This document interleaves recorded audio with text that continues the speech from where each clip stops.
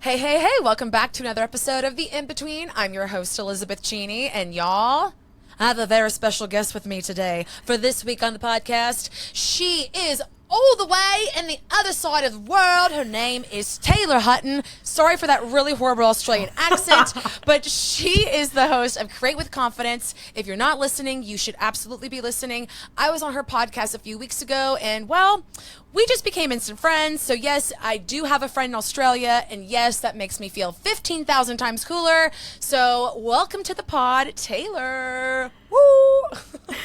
Thank you so much for having me. I am not going to try and impersonate your accent purely because I don't blame you. We're not doing that. I am horrific at accents. I moved to, this is kind of so random, but that's kind of how we do these episodes. I moved to London like ages ago, and I started to just like adopt their accent, and I came back and everyone's like, what are you doing? So now I have to be very mindful. I could see that happening though, because like I mean, not that I am a accent extraordinaire, but for the longest time I could not pull off the Australian accent because I would just go to the English accent. Well, it's because I practiced. I'm dead. And when I went to Italy last year, like there were so many Australian tourists, and I don't know, I just kept finding them. So I would like practice like after. I mean, I am a theater kid. Let me just buffer that before everyone thinks I'm a psycho. I just practice accents for just fun. But I'm an international spy. But hearing them, I'd be like, ooh, gelato, you know, and I would just start to like copy it. I'm a freak. I don't even know why I just admitted that to you and on the podcast. But there we are. Welcome to the In-Between. You know what? That kind of just goes to show that when you did come on to the podcast, on my podcast, we just instantly clicked, and it's like, we've spoken once literally on that call, and now it's like just hanging out with a bestie. I feel that. I literally, before I was coming here to record, told my husband, I was like, hey, I'm going to go record with my Australian friend. And at first he was just like, wait, what? Because he's like, are they here? Like, what's happening? And I was like, you know, Taylor's like, oh, yeah, your friend in Australia. Yes, I recall. Because I was like, yeah, whenever we eventually get over there, which we do want to go there next year. That's like on our list. I will be hitting you up because we're friends now. We're besties. So, you know. Absolutely. Please do. But yeah, I love your accent. So before we kind of get in today's episode, I did have a funny idea, and more so just out of curiosity. What are stereotypes that you think of when you think of America? And I'm putting you on the spot. No, I know, don't do this to me. Look, and if you want to stay away from politics, you can. Just FYI. Because, I have to admit, I haven't met too many American people in person. So my experience is very much based on like one or two people that I didn't have great experiences with, let's just say that. But, you know, apart from you, you're amazing. And I'm sure there's so many amazing people out there. I've never been to America. It is on the list. But the one guy that I did have, he was very arrogant and very much took up so much space in the room and just talked over everybody and was very loud and very rude. And I guess that's like so biased because so many people are not like that. But I guess, you know, the stereotype about Australians is that we're very chill and very laid back. And I've never been like one to think that I'm like that. But I guess in that sense, it probably was a little bit more. So I don't know. I guess I was going to say that sounds kind of, I don't want to say that's accurate, but that doesn't surprise me. Okay. You said a man, right? You said an arrogant man, yeah. an arrogant American man. For all my listeners, do we think that hits? They're gonna be like, yes, we've probably all crossed one. But you know, I will be the positive girly for the Americans at the moment, and I will say most of us, at least the people that I know, are pretty awesome. But look, I don't think it really matters based on where you are in the world. There's assholes everywhere, and there's wonderful people everywhere. So I don't think it's just associated there. Absolutely. I will say my stereotype of Australians, besides all of you looking beautiful, like I've never met, I've only met a handful, but like I've never seen an ugly Australian person. I'm just going to say that, yourself included. You're like, yeah, you need, like, yeah. We highlight reel the country. So you're all just not like goddesses, just like because every time I talk to one of my friends, are like, "What's in the water in Australia?" Because seriously, y'all just beautiful people. And I also assume you have the craziest, most deadliest animals. I feel like if I go to Australia, I'm gonna die by something, like either a giant magpie or one of your 100 millions of deadly poisonous snakes, which that terrifies me, or your flying spiders, or your great white sharks. Like, you have so many scary things. Like, Yeah, but like, I mean, they're not just gonna crawl up on you. Like, you have You're to go so out chill. looking for them. I guess that's the thing. Like, I grew up around them, so it's not a big deal to me. Whereas, like, thinking of like a bear or I don't know, whatever the other scary creatures you guys, mountain lions and stuff, like, we don't have that. So, like, we've got like a small spider. Well, you just don't go in the bush, like, I live in the city. I have literally seen pictures of some season you have where there is like mass spiders falling from the sky, and I'm like, that is my hell. That is my hell. So you're just saying, look, I'm terrified of spiders too. Well, I'm terrified of spiders too. So look, I don't do spiders. I moved to an apartment and I have not seen one spider in my apartment. Gives me hope. So they're not like just everywhere. And great white sharks, like, you go to the beach, we've got like shark nets. Like, you'll be fine. Don't even worry about it. All of the Shark times nets to like keep you safe is what I mean. Every time well, I'm just like, yeah, my mind was spiraling. I was like, I have so many questions on that. Like, is there like a shark safe part of the beach? Because like every time I hear of a shark death, it's in Australia. Like, it's not in America. Well, I mean, I'm just kidding. There's happened in America, but I'm just joshing. Either way, it is nice to hear you disband every terrifying stereotype I have of Australia. But I would say I also think that y'all, there we go, some Southern slang, are very laid back and chill, because I feel like it's just an adventure there. Like, that's what Australia says to me, like, or seems like to me, is just adventure. Would you agree? Yeah, it's honestly, I love it. Like, I've traveled a little bit all through Europe. I lived in London for a while, and I feel like because Australia is so big, you can experience so many different like ways of living. Like, my cousin, she lives in Queensland, which, well, it's kind of like northern New South Wales. I'm going to say Queensland, like the Gold Coast, So very beachy, very laid back. She'll come home from work and she'll be like, let's go and just go to the beach. And I'm like, what? Like, that doesn't happen. Like, I don't live like that. I live in Melbourne, so I'm very much like into the art and the culture and the food and the city lifestyle. And then you've got the desert and, beautiful beaches, beautiful people, beautiful food. Like, you can go pretty much anywhere in Australia and you will find something that you will love based on, whatever your interests are. So I love you've got to come. You've got to come. Oh, no, I'm coming, and I may not come back. So there's that. There is that. Well, you've already got one friend here if you do. As long as I don't see a snake. If I can go to Australia and not see a snake, because I think that's really what I'm hung up on, that might sell me. But if I see a snake, then all fear is activated, and I'll know. The snakes are falling from the sky, too. Like, that's next. Don't go to the rainforest. Stick Y'all to have the a cities rainforest? and you'll be fine. Wow. I'm ignorant. I didn't even know. Well, apparently Like there's a the Great Barrier rainforest Reef? here. Oh, is that a rainforest?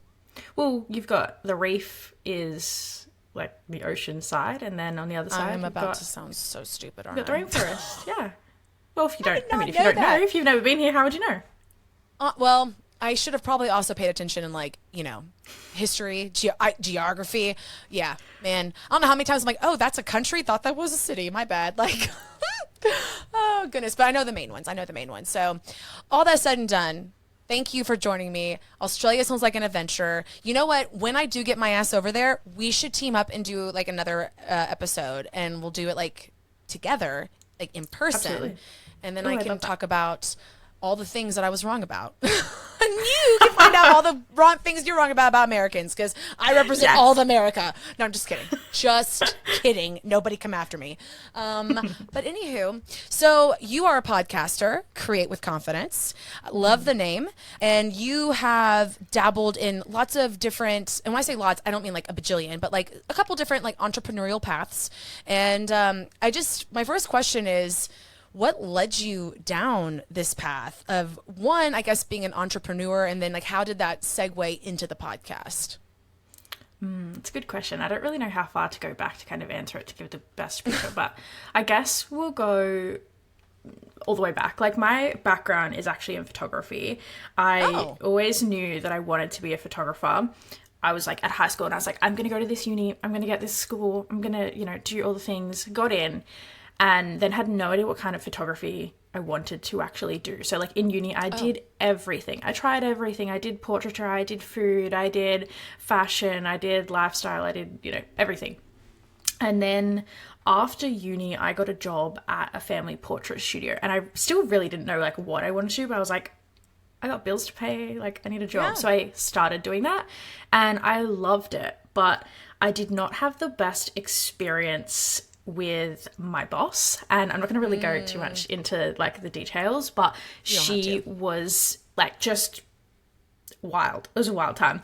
And so I made a decision. Well, I'll tell you one thing. I got sick. I'd been working like 50-hour weeks, like not 50 overtime, but like, you know, 10, 12 hours overtime. Every day I was there until like, you know, the sun went down, and we were really busy. And then obviously my body can't handle that. I hadn't been sick or like taken a day off in a year.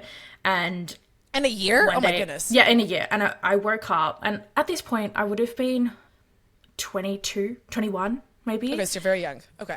Yeah, really young. And I remember waking up and like my whole body, like I couldn't move.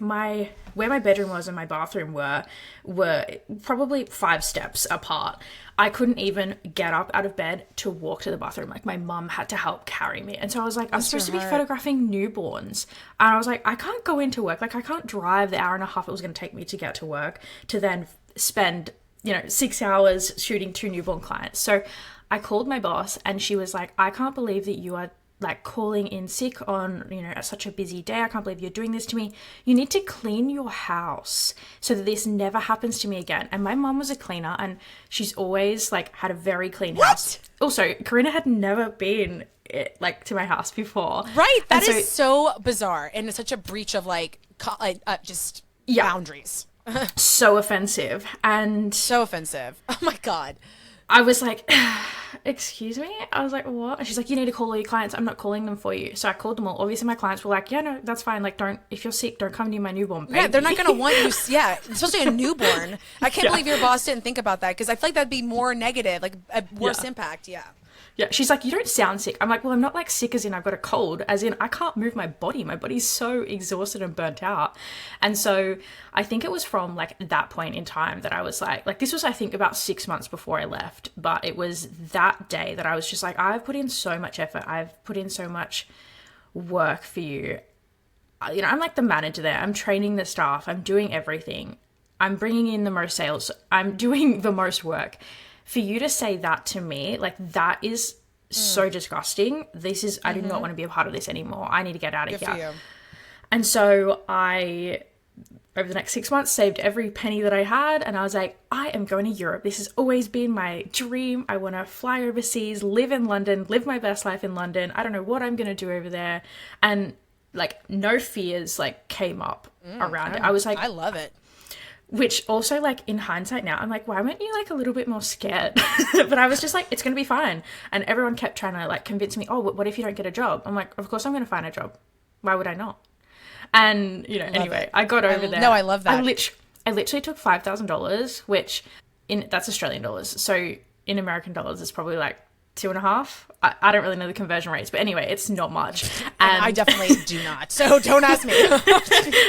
And I had the 1 week's worth of accommodation booked, and everyone's like, don't you think you should have more? I'm like, no, of course I'll find a place in a week. Why would I not? And I went into it with like so much delusion, and I feel like it helped me, because if I actually knew what was on like the other side, I wouldn't have gone, because when I got there, I had like a breakdown. I had to go and like stay with these random people who were like friends of friends of friends, and they were lovely, but I was so far out of my comfort zone.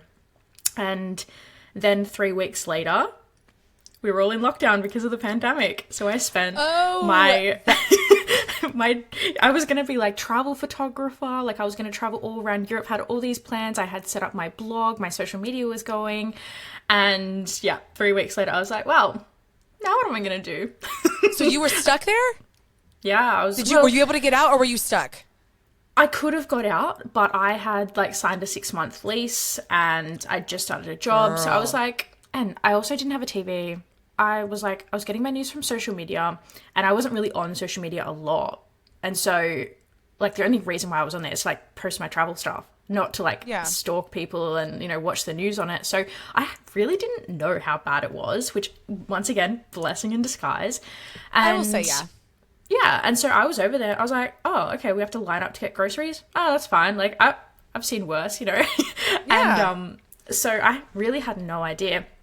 And it was kind of throughout that time that I was like, well, what am I going to do? Like, in the meantime, I was going to start this travel blog. I was going to do this. I was going to do that.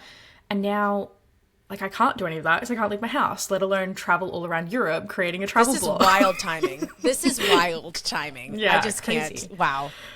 Crazy. And so then I started, like, I was working a job over there, like a random real estate, like customer service job just to kind of pay the bills. And then in my spare time, which I had a lot of, I was doing like trying to work with other travel brands to help them with like how you can travel from home and like writing blogs to help them still make money and still like connect with their clients, even though their clients can't actually travel at the moment. And so I was working on their social media, and then that kind of turned into me starting my own like social media management, like freelancing business. And then I came home and I did a course. I heard about like being a virtual assistant, and I was like, that sounds like fun. Like, we can't really go anywhere. We can't do anything. For the last year, I've worked from home. So maybe let's just go all in on this. Like, I don't want to work for somebody else. And I had bad boss experience. So I'm like, I know I would be a better boss than that. So why don't I just be my own boss? Yeah. And I so can relate to that. I know what you mean. Yeah, absolutely. And so I think there's a lot of people who can relate to that, to be honest. Unfortunately, And yes. Yeah. Yeah, well, unfortunately in one way, but then fortunately in another, because it means they're going to be better bosses for people in the future, right? They're changing that narrative. So the young people, you know, coming through, they're not going to have that same experience, which is amazing. Yes, that is absolutely true.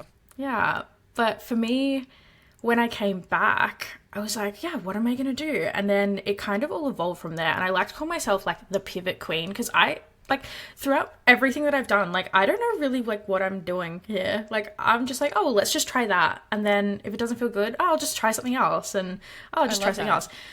In the start, it didn't exactly serve me well, because I was like, well, it's not working, so I'm going to jump, and, you know, shiny object syndrome.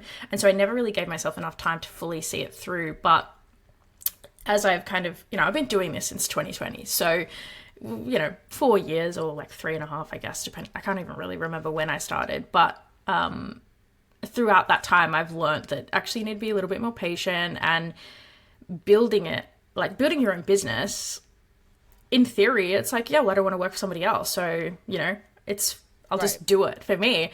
But in reality, it's a lot harder than that. And you have to kind of build a lot of self-belief and self-confidence. And I guess in a way, I've always had that, because I was like, yeah, I'm going to go to Europe. It's going to be fine. And it was fine, but it was a lot harder than I thought it was going to be. And so that has been like a core pillar of like my business now. And through virtual assisting, and then I started my coaching business and started my podcast. And the one thing that people always took away from working with me and from being in my my sphere, I guess you could call, is like the underlying confidence. Like when I started business coaching, I was like, okay, so you need to have contracts, you need to have invoices, you need to have this, you need to have that. Anyone can Google that. Like everybody knows that realistically, but it's the inner confidence that you actually need, and that is a lot harder to build, especially when, you know, you just start your business and you're like, oh, I don't know what I'm doing. Right. So that's kind of like a long-winded story. No, that was not long-winded. I thought that was great. And also, like, yes, you can Google that, which great call out. But when you are trying to start your own business or your own, like whether it's a podcast, whether it's a company, whether it's a blog, whatever, you can Google all the things. And then it's like information overload, but there is something of value when you get that validation or that validation from education from someone else. So of course they probably loved you. You are the confidence queen. So a few things I just want to point out, or not point out, but bring up is, one, I think it's super badass that at such a young age, you had a toxic boss and you girl bossed your way out of that situation. I want to commend you on that. I thought it was normal. Like, That's I had even no more experience. badass. Are you kidding? My mom was like, you thought it was normal to know your boundaries. Wow, I am so impressed. No. Like, no, I meant that, like, her treating me like that. I thought that was just normal. That's like what it was like. So I just put up with it for so long. No, no. My mom was like, "Get out of there, girl." But even still, for you to get out of there the way that you did, and then to just be like, screw you, like, that is very impressive. And then to jump to a completely different country with the delusional confidence, the Delulu confidence, that's like what it was trending, like, you know, lately, which I try to embrace that. And like, there is something of value to it, because it's like uninhibited, just, I'm going to bet on me. Who says I can't? I think we talked about this on your podcast. Why not me? And I mean, for you to be 22, 21 with that kind of confidence, that is amazing. I didn't get that confidence until like a year and a half ago. Like, you know what I mean? And I was like 31, 30. So that's really impressive. So pivoting, you've embraced pivoting, though you can't predict what's going to happen, you know that no matter what's going to be thrown your way, you're going to pivot, you're going to make it work. So what's been the biggest pivot you've had to make, and how do you embrace that uncertainty when you have to do a pivot, when you have to make a pivot? Ooh. I mean, I think like the biggest out of your comfort zone pivot that I've ever made was like moving overseas. But in business, it's always been like a little baby step over here. Like, it's related, but it's not quite the same. And so I think the biggest, if we're talking like business wise, because I feel like I've already kind of spoken about like moving overseas, would be going from being like a virtual assistant, someone who's doing the work, to then doing coaching. That would probably be the biggest pivot. And realizing throughout that whole process that people don't always just need the information. They need you to believe in them so that they can build the belief themselves. Because a lot of the time, you know, like we were talking about, like that validation from another person, it's all good and well to be like, you don't need anyone to validate you, you're great on your own. But if you don't believe it, sometimes you actually do need just one person who can believe in you. And I think about like when I was in high school and I was like, I'm going to get into that uni course. Of course I am. There's no problems. And then anytime I would like waver in that, my mum would be like, you told me you're going there. So like, you are. I believe you're going to do it. So like, go back in your room, do your homework, get that score so you can go. Like, sometimes you just need that one person. And I was really lucky that my mom and my family were amazing. But sometimes throughout that whole process, your family aren't amazing. And like, some of my extended family were not amazing throughout that process. And, you know, when I was starting my business, how's your little business going? You know, like those little comments and, you know, things like that.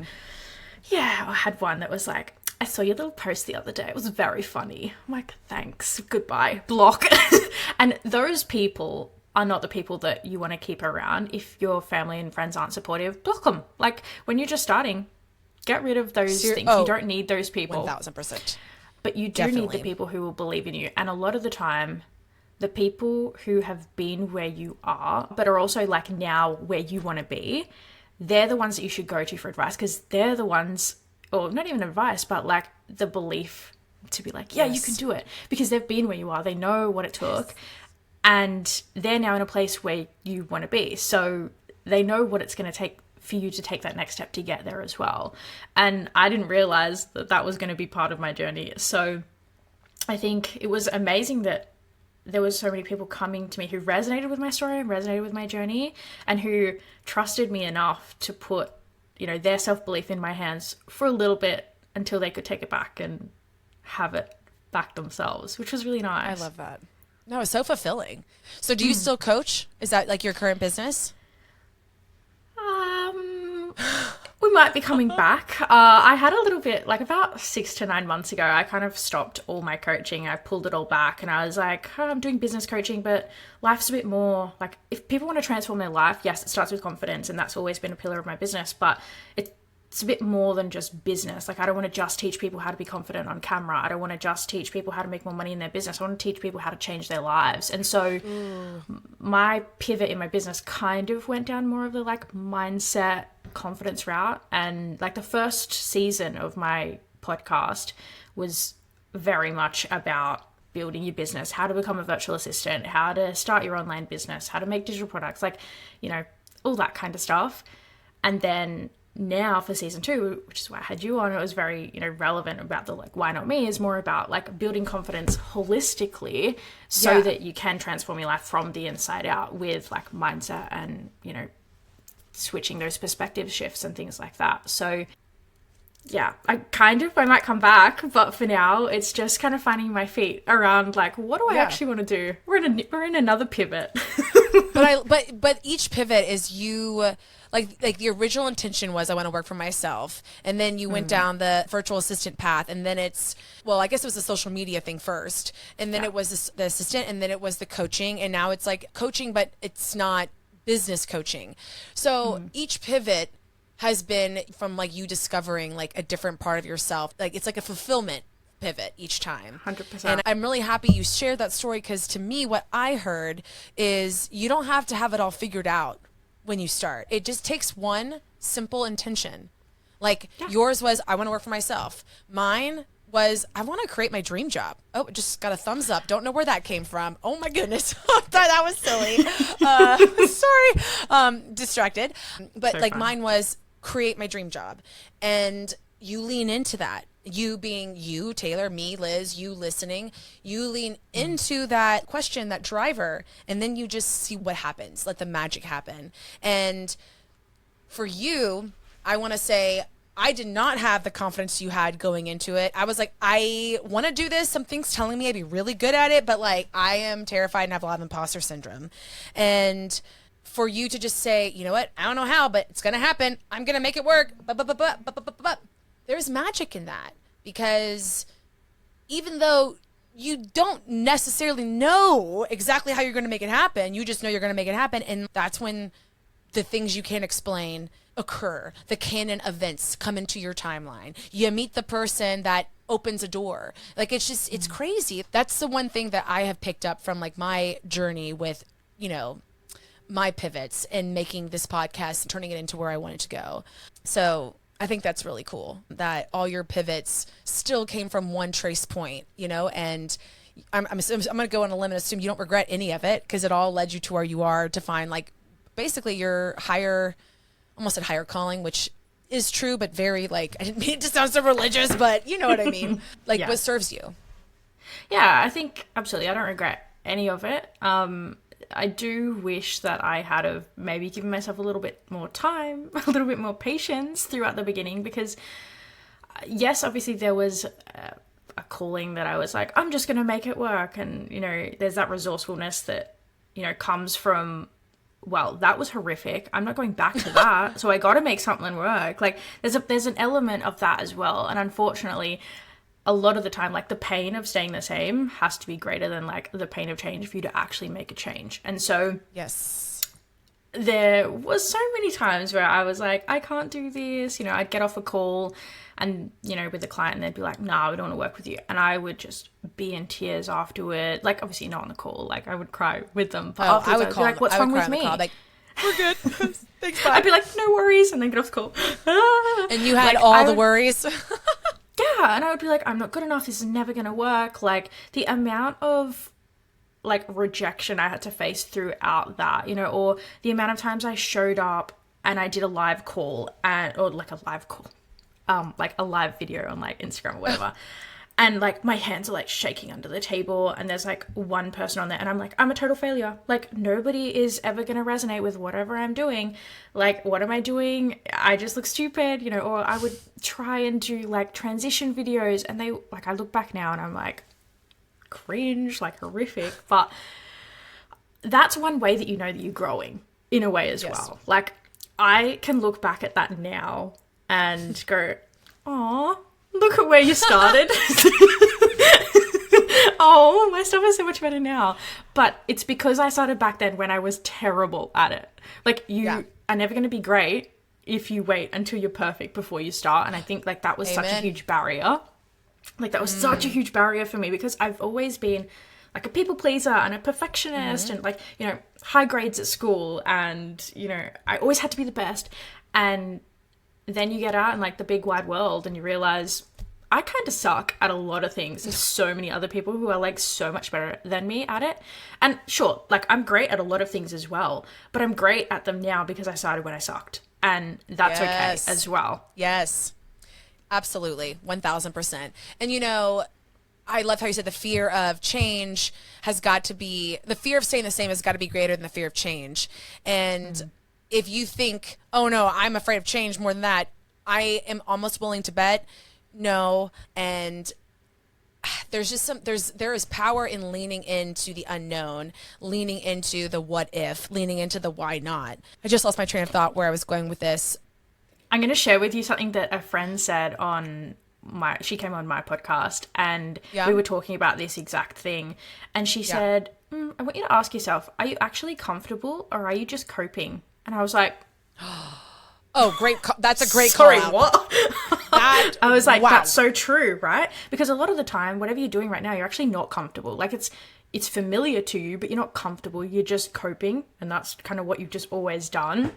And that kind of was like, hit the nail on the head for me, and I was like... Yeah, my mouth is now to the every ground. time. I'm just like, what? Like, that is, wow. See, and that is the power of language. You put some words around that and now, boom, implode my head. So yeah, that's going to be on a post. I guarantee it. Yeah. I just remember my question or where I was going with this is you said like you can't let the thought that you have to have everything perfect and put together before you start. Thank you for saying that. And I just want you to know, like, I struggled with that. I think a lot of people struggle with that because one, it's you. You are putting yourself out there, whatever the case may be. That is vulnerable. And especially because you are essentially taking a step off the course that most people are following. So all your alarms in your head are like, Mayday, what are you doing, chick? Like, where are we going with this? And then you internalize, think everyone's judging you. But like, who knows if someone is? But most likely they're probably not. And then on top of all that, all you see are the success stories. All you see are the people with like the successful business, the big podcast, all the followers, this and that, blah, blah, blah. You got investors. So when you're starting at the bottom, wherever that is, whether it's like you literally don't have a single clue what your podcast is going to about, or you have been prototyping a product and you're finally going to launch it, I feel like that fear is normal and natural. And I've been mentoring some people lately and they've talked about like, I just can't stick with a name. I just end up not liking it. And I finally said, did you think that maybe you're just talking yourself out of it because you're afraid to start? Oh shit. I didn't think about that. And I was like, cause honestly, half the names you just told me I really liked and you've talked yourself out of them. That sounds like you're having imposter syndrome and it's easier to like keep trying before you actually do. Because in your head, it's like, well, what if I fail? So what if you fail? That's what we call a pivot. There is success in everyone failure. fails. Everyone fails. We need to normalize failing, which sounds very weird, but you know what I mean. Yeah, we can't get there if you're like winning all the time, like because you don't learn when you're like living your best life. Like that's not when you're challenged. You're challenged through those hard times where you have to reflect, like, is this actually what I really want? Oh no, it's probably not. Oh, I failed at it. Okay, yeah, you failed at this one thing, but now you're actually on your path to the thing that is actually going to be fulfilling. Did you really fail? Probably not. It's just when you're looking at it in like such a micro little like step. Like if you zoom out and you look at like the grand scheme of things, no, you didn't. It's just a step, another step. 1000%. I could not agree with you more. So well said. I'm still reeling from the coping comment. Like that was just. I knew you'd love it. I knew you'd love it. I'm like, and wow, that's amazing. One of the other things that you mentioned as well is that about like people probably aren't judging you. That was something that like the fear of judgment was like such a big thing that I've really struggled with. And what I realized is actually, yeah, there are going to be a lot of people who probably will judge you, but they're not the right people anyway. They're not the people who you're actually going to be helping. And so their judgment is actually should mean nothing about you, because the people who actually need your support, or, you know, need your product, need your guidance, need your advice, whatever it is that's like your thing that you do, your art, your poetry, your music, whatever it is, they're not the people who are going to be judging you, because the people who actually need what you're doing are going to be like, where have you been all my life? Yep. And here Absolutely. you are, self-sabotaging, talking yourself out of it because you're like, oh, Aunt Betty might judge me for it. Come on. This random person from high school who used to bully me because they had no self-worth. Oh, they're going to make fun of my self-love post. Well, that's more of a projection on them than it is me. So it's always a projection. That's something I talk about all the time. And it's something I didn't realize. Like, we all carry our own insecurities. We're all, you know, carrying whatever it is. Everyone has something. And if you don't deal with it yourself, you're going to project it onto other people. And most people who are judging you, that's what they're doing. They were too scared to follow their dreams. They're miserable and they want to tear other people down to make themselves feel better. And we're not subscribing to that, because we were made for so much more. So speaking my love language. Speaking my love language, Taylor. Yes. Yes. Absolutely. And I always love to say, like, in addition to that, you have to be your biggest fan. Because if you don't have you, who's going to have you? Right? Like, yeah, well, why would anybody else believe in what you're selling or what you're doing? Right. Now, that's not to say that there's not seasons where maybe we need support, but that still means you've got you. You know, you're getting the support that you need. So, which, you know what, that trickles back to my favorite two-letter, well, I was like two-letter word, but I actually think it is two different words, but self-love. Yeah. Wow, I'm really showing that I'm an idiot on this episode today with you. I think I'm just like starstruck because I'm like, this is my Australian friend. No, you're so fine. I'm dead. Oh, God. So, next question I have is, because I am curious, because I have an amazing mother as well, and I'm so blessed and grateful to have such a cheerleader and supporter. And I know that not everyone has that, but hopefully they can find a Taylor or a Liz to help fill in the gaps, because, you know, friends can be family too, or your favorite podcasters. Just gonna throw that out there. Yes. But I'm curious, what is the best piece of advice you've ever been given, and or a moment in your life that changed you? This is a really hard question. I feel like I've been given a lot of great advice in my time. I'll answer that question at the end. I'm going to answer the second part first, just because I want to confuse everyone. I'm going to say that, and this is kind of like a bit deep, a bit heavy. We're going to get vulnerable on the podcast. I love it. But, let's go. I've cried on my podcast before. When I was young, I lost my cousin, who, I think I was like 21. And I lost my cousin, and he was only 14 at the time. And he was like the baby of our family. He had a heart condition that none of us even knew he had. He didn't know he had. And I really struggled when we lost him, because I never really lost anyone that'd been close. Like, I lost people who were, you know, old and who had lived a full life, and, you know, who were sick, who, you know, you looked at them and you could say, oh, they're in a better place. I didn't know how I could say that about my 14-year-old cousin who wasn't with his family anymore. And he lived life to the fullest. And I think, like, he had a heart condition where he really shouldn't have been playing footy. He shouldn't have been, like, jumping around in the pool, going to water parks, like all the stuff that we love doing as kids. He shouldn't have been doing if we had have known. And I think, in a way, when you first hear about it, you're like, oh, well, you know, if he hadn't have done any of that, maybe he would have had longer, or, you know, whatever. It's so easy to start kind of spiraling into like the what ifs. But he passed away peacefully in his sleep, went to sleep one night, said good night, love you to his family, and just didn't wake up. And like, that in itself is like so heartbreaking. But I'm so grateful that I get to experience like the grief of losing him. And it's kind of the anniversary of him passing was like just a couple of weeks ago. So this is kind of why it's like heavy on my mind. Every time it rolls around, I always am inspired again that, like, you never know when, like, is your last day on this earth. He could have literally dropped dead at any single moment. Like, him playing footy, when we were jumping on each other, like, as little kids in pools on, you know, holidays. Like, any time, running around playing backyard cricket, any one of those times, he could have literally just dropped dead right there and then.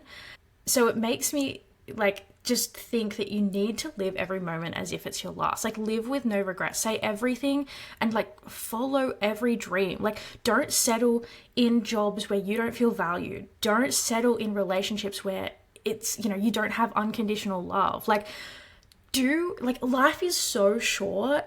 Literally go out there and follow every dream that you've ever had. Like, in the grand scheme of things, when I think about, like, all the things that Tom missed out on because he passed away so young, I think, am I really that scared that, like, you know, whoever from my high school is gonna care about what I post on social media? Like, no. Like, it puts everything into perspective. And so that has got to be, like, obviously it was heartbreaking at the time, like, so much grief, so much pain of losing someone so young, but I am very much an optimist. I like to look for the silver lining. It helps me get through things, helps me wake up with a smile on my face every day. And that's got to be one of it, that now I get to live this amazing life. And not for him or in honor of him, but because he showed me how precious life can be and how much fun he had every day. Like, I can still hear his laugh, his little red head, and he was just the best. And because of that, like, he'll always live on. So that has got to be, like, the biggest, like, turning point in my life. And I guess the advice kind of goes back to that, is that you never know, like, when time is up. So, like, why, like, why not you? We'll go back to that, you know? And I think there was actually one other piece of advice that popped up, and that is, you only have to be one step ahead of somebody to make a difference for them, to make an impact on them. So, like, we always think we always have to be so far ahead and, you know, going back to, like, that perfectionism thing that needs to be perfect. But, like, no, you just have to be one step ahead. And whether that is, you know, you've done a little bit more mindset work than your best friend who's going through a breakup. Maybe it's that, you know, you're one step ahead in your career, or you've just started the business. Like, you just need to be one step ahead. That's it. Stop putting so much pressure on yourself. Take a deep breath. Life's too short to, like, stop making everything, like, putting so much pressure on yourself and, you know, not having fun. Life's supposed to be about having fun. I just want to say thank you for sharing that story. I started to get emotional myself listening to you talk about it, because I could feel the weight of your words, and I could feel, like, I mean, I can obviously see you, but I can just feel the truth and, like, the belief behind it.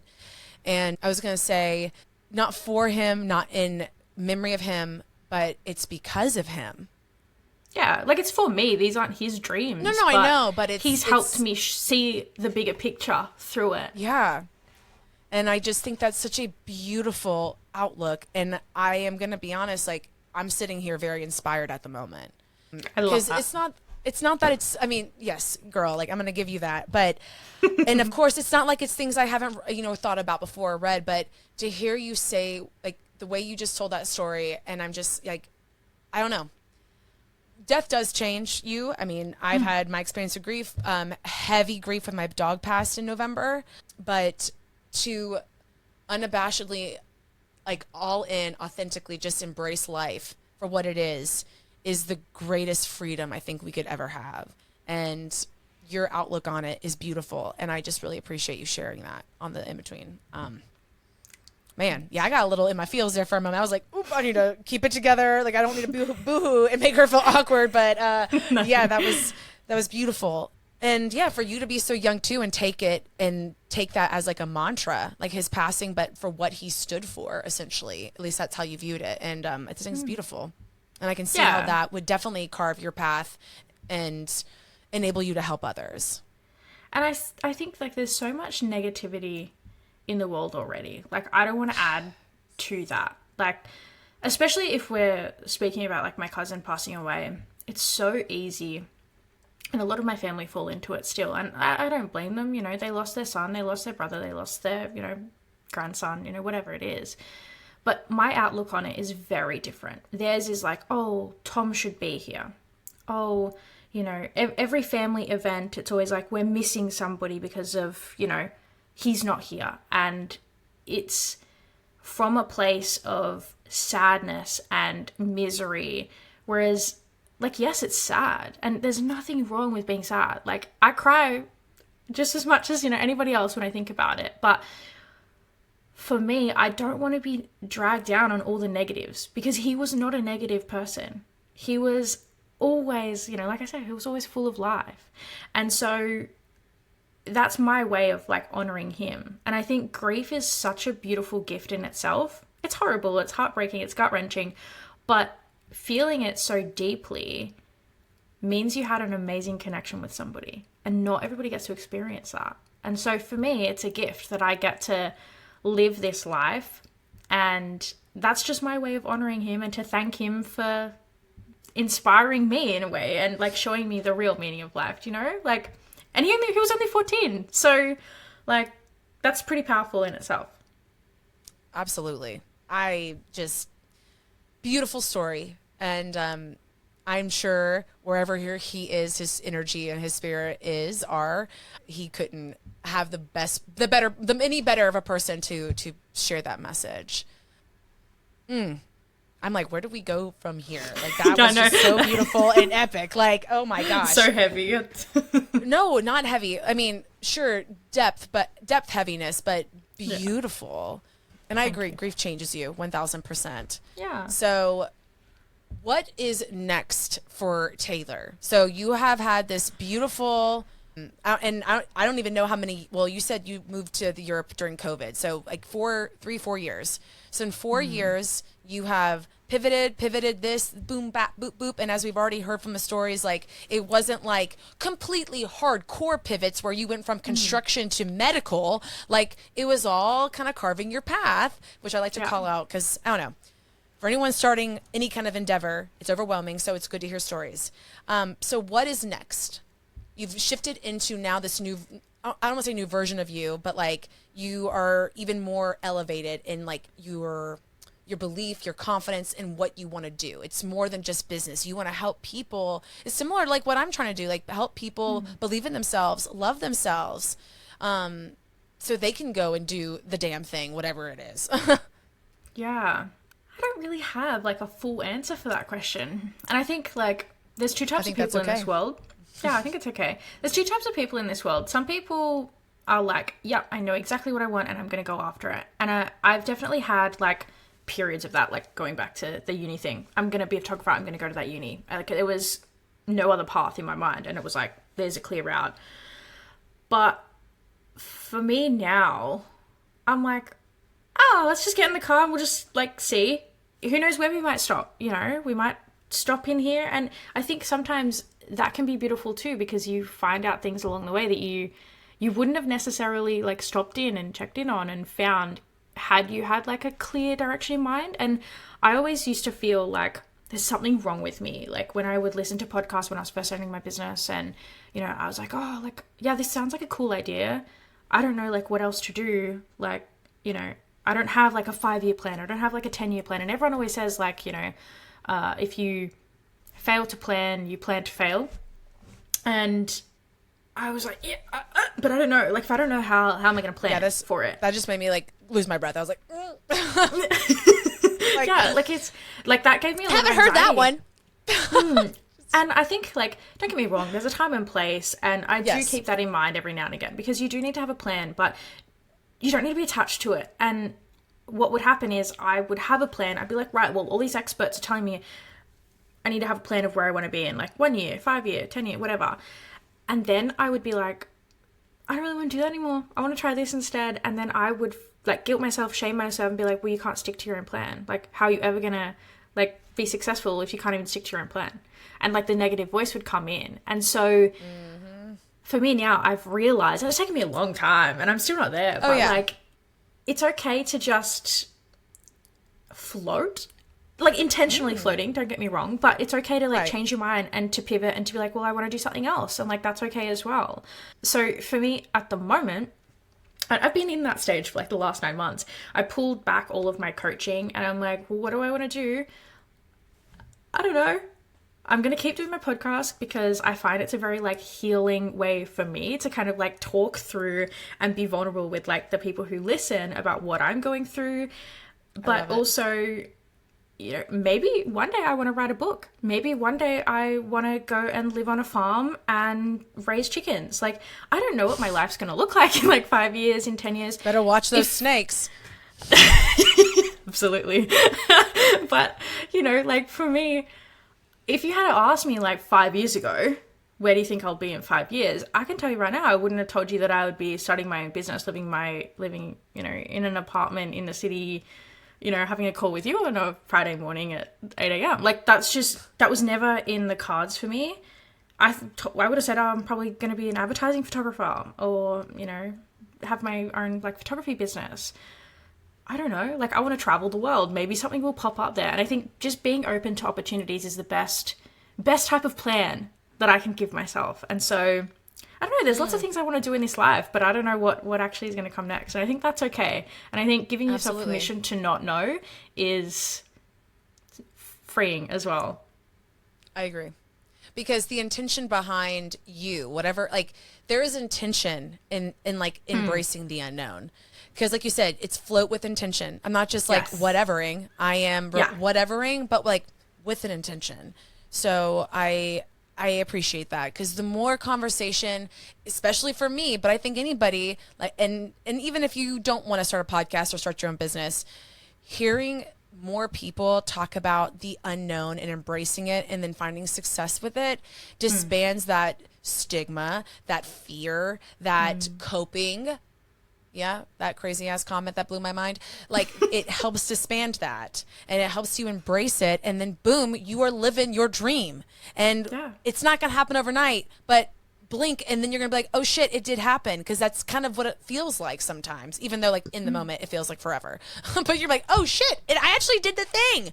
And I didn't even know where I was going with this thing, but I did the dang thing. So yeah, I appreciate you saying all that. This has been a beautiful conversation. And you are just a beautiful soul. So I do feel like we resonate a lot. Like I feel like we're very similar people and like we have similar mindsets and not that our stories are similar necessarily, but just in like following a dream, as cheesy as that may sound, whatever that dream is, your dream was to work for yourself and not work for a corporate world. And mine was, I want to create my dream job. Of course, I was like, I want to work for myself. But at the time, I was like terrified of that thought. I was like, I am not an entrepreneur. What the hell? I am not smart enough to be an entrepreneur. What the heck am I going to like make money off of? And it's like, me, bitch. I'm going to make money off me. But anyways, sorry. Turning into like, I love that. A pop album. Yeah, sorry. But you have like, really like fulfilled me up and I'm sure anyone listening is going to feel the same. So I appreciate you embracing your unknown and sharing your cool creative confidence because we all need more of it. So thank you for that. I think so. Thank you. Thanks. I love always chatting with you. I feel like we always have such like good vibes. Like there's good energy on these calls. So thank you for Absolutely. having me. We'll have to plan one again like this year because there's like a few guests that I would love to have back and you're one of them just because I just love your outlook. And it's easy to talk to. So I guess, I mean, I was going to say any parting words, but I'm like, I think we're good unless you have something to say because like you've dropped so many good parting words. But I'll give you the floor, and then once you're finished, please tell everyone where they can find you. I was going to say my parting words are go and listen to my podcast. I feel like... There you go. I feel like people have... Sometimes... If you like my podcast, you'll like Taylor's. Yeah. It's very much same vibe. I talk all about like building confidence from within so that you can transform your life on the outside. And we talk about, you know... At the start, it was very much business, so you can go back and go all the way back to, you know, episode 1 if you really want more of like business-minded and confidence in business. But if you are like struggling with friendships or relationships or, you know, whatever, then season 2 is probably going to be better for you. And we're talking about like how to kind of reconnect to the roots of like confidence and how you can actually start to build up like your self-belief. And so I feel like that's everything that we've been like speaking about today. So if you have enjoyed this episode, come listen to mine as well. And I hope that you've taken something away from this episode. So, I have. Thanks. I mean, it takes one person, right? Like, I'm just saying I have 1,000%. And I'm going to go on a limb and assume everyone listening probably has too. And I will make sure that I tag you in all of the posts I make for this and in the show notes. So y'all go find Taylor. Go and find her. She's on the other side of the world. Good luck. But definitely find her on the internet if you can. And it might be a bit easier. yeah, it might be a bit easier. But thank you so much, Taylor. You are a delight. And I really appreciate you sharing your story. Thank you. Thanks for having me. Awesome. Well, thank you everyone for listening. Like I said, I will be sure to put all of Taylor's information in the show notes and on the social posts. And yeah, that's the way the cookie crumbles. So if you are not doing so already, if you're new here, you can follow me at ElizabethCheney_ or at @InBetweenPod, both on Instagram, and then the In Between Podcast on TikTok and YouTube. And until then, I will see you next week. Bye.